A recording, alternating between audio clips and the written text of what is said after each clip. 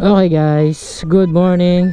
Dahil wala tayong mga rides ngayong linggo, ay tuturuan ko muna kayo mag-drive ng automatic motorcycle. Syempre, ang gamit natin itong Honda Click natin para sa mga hindi pa marunong mag-drive ng automatic motorcycle o sa mga gustong matuto o mag-aral pagdadrive ng isang automatic na motorsiklo. So para sa inyo tong video na to.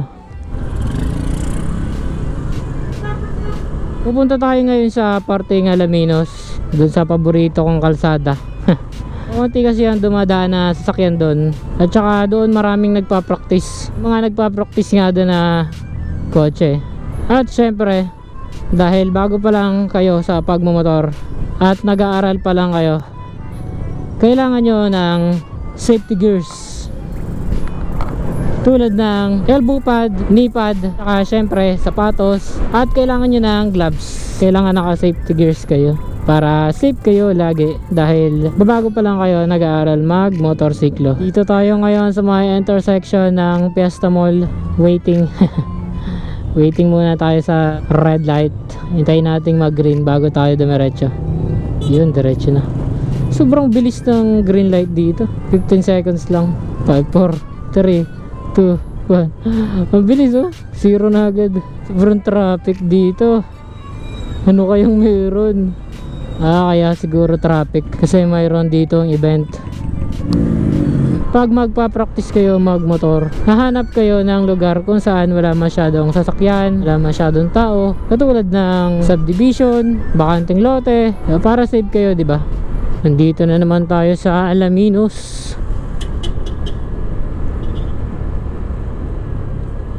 Ganda ng view. Ganda ng view dito. Bago tayo mag-umpisa, kailangan alamin muna natin yung mga basic parts. Yung ating throttle o yung silinyador. Ang function nito, ito yung pinipihit para tumakbo yung motorsiklo natin. Ito naman yung ating rear brake dito sa kaliwa, reno natin sa huli. Sa kanan naman natin yung front brake, reno sa unahan. Ito naman yung busina. Ito naman yung starter natin, susi, dito siya sinasaksak. Ito naman yung side mirror natin. Yan, side mirror. Ito naman yung placer. Ginagamit itong placer pag liliko kayo, pag tatabi kayo, o lalabas kayo ng kalsada. Ito naman yung ating digital panel. Dito makikita yung odometer, yung gasolina, yung takbo. Ito naman yung ating footrest. Ito naman yung side stand natin. Syempre, itong inuupuan natin, ito seat. At saka kailangan nyo ng lakas ng loob. Magpa-practice kayo ng motorsiklo. Kasi pag wala kayong lakas ng loob, madali kayong mataranta. So yung pagkataranta ang kailangan nating iwasan pag tayo tumatakbo na, no? Kailangan yung pagpa-practice nating motorsiklo, mababa lang. Yung abot natin yung kalsada. Yan, katulad ng ganyan. Hirap kasi mag-practice, di ba? Nakaganito tayo. Yung parang nakatingkayad na. Kailangan sa mababang motor lang tayo muna mag-practice. Umpisahan na natin. Siyempre una, sasakay kayo ng motorsiklo. Itataas nyo ngayon itong side stand. Kasi pag aray nakababa, hindi mag-start yung motorsiklo natin. Pero sa ibang scooter, kahit nakababa aray, nabubuhay. Ngayon kasi mga bagong motorsiklo karamihan ngayon, kapag naka side stand, hindi siya mabubuhay yung motorsiklo, kaya kailangan nating itaas aray. Pihitin natin tong ating susi clockwise, yan, pakanan, clockwise, pakanan. I-start na natin yung motorsiklo. Pisilin natin yung ating front brake o yung rear brake, tapos pindutin natin tong starter. So ayun, nag-start na yung motorsiklo natin. Ang una muna natin gagawin ay kontrolin muna natin ang pagpiga dito sa ating silinyador. So dahan-dahan lang, di ba? Tatansyahin muna natin yung piga. Kasi pag hindi natin to tinansya, may posibilidad na biglang mapalakas yung pihit natin at magdara-diretso yung takbo, maaksidente kayo, di ba? So mag-uumpisa kayo sa mabagal muna. So kontrolin muna natin. Alalay muna natin yung paa natin. Kontrolin muna natin ang mabagal. Yan. Pag-aralan muna natin yung takbong mabagal. Kasi ang pagpapabilis naman, mabilis lang yun eh. Pipigain mo lang talaga yung silinyador mo. So yan, kontrolin muna natin yung piga natin. Kumbaga, kung ang full throttle ay 10%, gawin lang natin mga 3%. Yan, 3% muna yung piga natin. Okay, tansyahin din natin. At saka pakinggan din natin yung tunog ng ating motorsiklo. Pag medyo maugong, ay malakas yung pihit natin, di ba? So konting piga lang muna, dahan-dahan. Okay. Yan. Medyo ulali lang muna yung medyo alalayan muna natin ang paa natin, di ba? Yan. Yan, dahan-dahan muna. Yan. So ayun, pag nakuha na natin yung pagpiga ng ating silinyador, bigyan naman natin yung bilis natin. Gawin natin mga 5% naman yung piga. Dito, iaangat na natin yung paa natin kasi medyo mabilis-bilis na yung 5% na piga eh. Piga ng silinyador. Yan. Pag stable na yung takbo, taas natin ang ating paa dito sa ating footrest. Yan, medyo mabagal lang muna din yung takbo natin. Gamayin muna natin yung pagpiga sa silinyador. Yan. Ulit. Piga ng konti, dahan-dahan lang. Pag stable na yung takbo, taas natin yung paa natin sa footrest. Okay. Dito lang muna tayo sa tabi. Wag muna tayong gigitna. Kasi delicate, baka biglang may dumaan na sasakyan. At saka iwasan yung mag-panic. So ayun, ulit-ulit tayo. Ulit-ulit lang tayo para makuha natin, 'di ba? So piga ng konti. Piga ng konti, 5%. Yan. Tapos pag stable na yung takbo, taas natin yung paa natin. Lagyan natin sa footrest. Ang sunod naman nating pag-aaralan ay ang pagtigil. Okay, piga ng konti. Pag stable na yung takbo, taas natin sa footrest yung ating paa. Pag titigil tayo, sa tabi tayo titigil mga tol. Pag titigil naman tayo, i-release natin yung throttle. Yan. Release the throttle. Tapos dahan-dahan naman nating pigain yung ating preno. Huwag nating bibiglayin kasi baka mag-skid tayo, may slide tayo.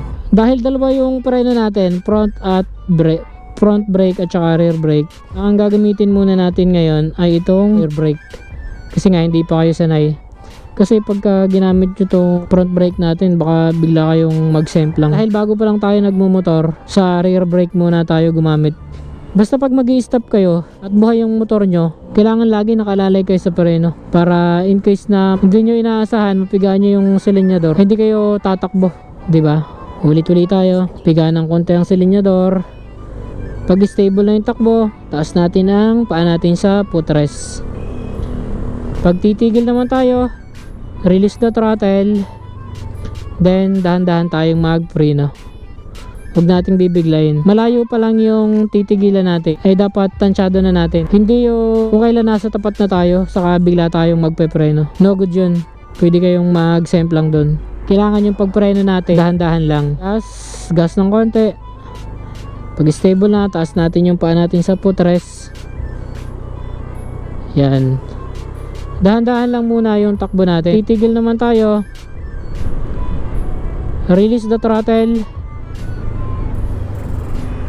At dahan-dahan tayong magpreno. Huwag kayong titigil sa gitna. Sa tabi kayo titigil. Ngayon naman, dahil maalam na tayo umiga ng silinyador, maalam na tayo pumreno, lalabas naman tayo ng kalsada. Kasi kanina nandito tayo sa tabi. Bago tayo lumabas ng kalsada, kailangan mag-placer muna tayo. Okay. Lagi kayo magpa-placer pag lalabas kayo ng kalsada. So placer muna tayo. Tingin tayo sa side mirror kung may paparating na sasakyan or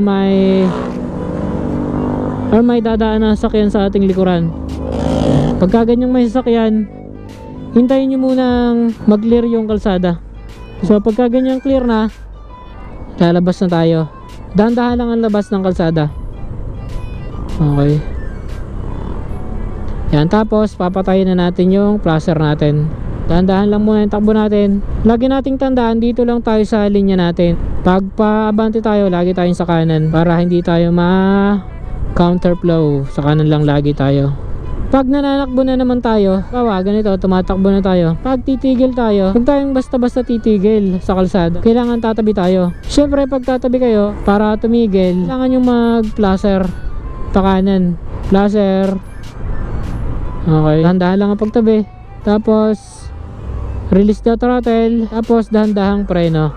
Ayan. Pag preno natin, alalay natin yung ating paa. Yan. Para hindi tayo matumba. Ulitin natin. Lalabas tayo ng kalsada. Kailangan natin mag-placer. Tingin tayo sa side mirror kung mayroong papalapit na sasakyan sa likuran natin. At syempre, tingin din tayo sa unahan kung mayroong paparating na sasakyan. Yan, katulad yan, may dadaan sa likuran natin. Huwag muna tayong lumabas. Hintayin nating makalampas yung mga nasa likuran natin. Yan, nakalampas na yung ngayon. Lalabas na tayo ngayon, dahan-dahan. Ang tingin sa una pa rin. Pag stable na yung takbo, itaas natin yung paa natin sa footrest. Ang tingin natin ay laging sa una lamang. Huwag tayong titingin sa likod kasi may side mirror naman tayo. Sa pagtingin naman sa side mirror, mabilis ang tingin lang. Tingin lang na siguro mga 1 seconds. Mabilis lang na tingin sa side mirror, huwag kayong tatagal kasi baka biglang may paparating na sasakyan sa harapan nyo, di ba? Titigil naman tayo, tatabi tayo, kailangan nating mag-placer. Tingin tayo sa side mirror ng kanan kung may paparating na sasakyan sa gilid. Pag wala, pag clear, tatabi tayo. Dahan-dahan, hihinto tayo ng dahan-dahan, release the throttle. Tapos, preno naman tayo ng dahan-dahan. So pag gayon, pag alam na natin yung tamang pagbiga ng ating silinyador, preno ng dahan-dahan, at saka paglabas ng kalsada, at saka pagtabi, pagtingin sa side mirror, pag-flasher. Ngayon naman, dagdagan naman natin yung bilis natin. Dito naman tayo sa gitna ng highway. Okay, magpa-flasher muna tayo na tayo ay flasher natin, indication para malaman ng nasa likod o ng nasa harap natin na tayo ay pupunta sa kaliwa or palabas tayo ng kalsada. Okay, lalabas na tayo ng kalsada. Tingnan natin kung malinis yung kalsada. So ayan, dagdagan natin yung bilis natin ng konti. Ayan. Tapos pag nasa gitna na tayo, patayin natin yung flasher natin para hindi malito yung nasa likuran natin. Basta lagi yung tandaan, pag lalabas kayo ng kalsada, kailangan yung gumamit ng flasher. Kailangan yung tumingin sa side mirror at saka sa harap kung mayroong paparating sa likod nyo na sasakyan at paparating sa harap na sasakyan, di ba? Yung baba naman, pag liliko naman kayo sa kaliwa, yan, kailangan yung mag-flasher. Flasher tayo sa kaliwa, tapos tingin tayo sa side mirror, left and right, mabilis ang tingin lang. Tapos tingin kayo sa harapan kung may paparating na sasakyan, at pagka walang paparating na sasakyan sa inyo, libreng-libre na kayong lumiko ngayon. Dahan-dahan lang ang pagliko. Pwede nyong alalayan ang paa ninyo pag liliko kayo. Isa pa,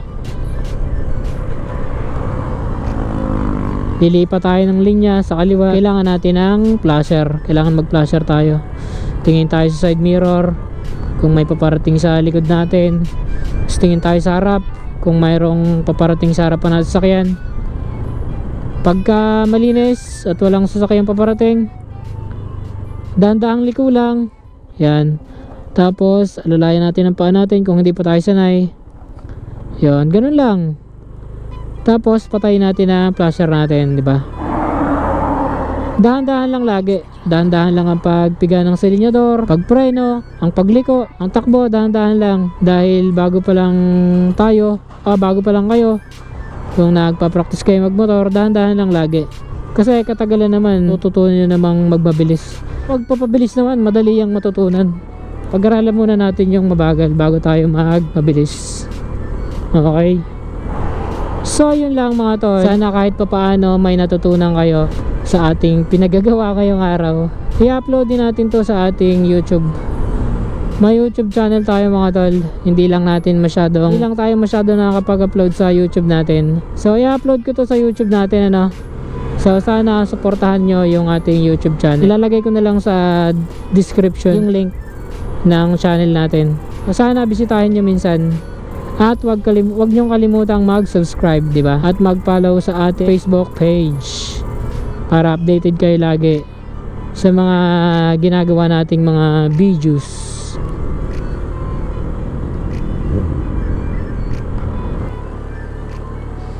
Kaya may nag-aaral na magmotor oh, si ate. Tinuturuan magmotor. May mga nagpa-practice dito ng 4 wheels tsaka ng motorsiklo. Tumina. Akala ko biglang tatawid yung aso eh. Ito, nagpa-practice to. Driving school yan eh. Kukunti pa yung mga nagtitinda dito ng pagkain kasi medyo maaga pa. Maya maya madami na yan nagtitinda dyan. Uwi na tayo. We're heading back to where we came from.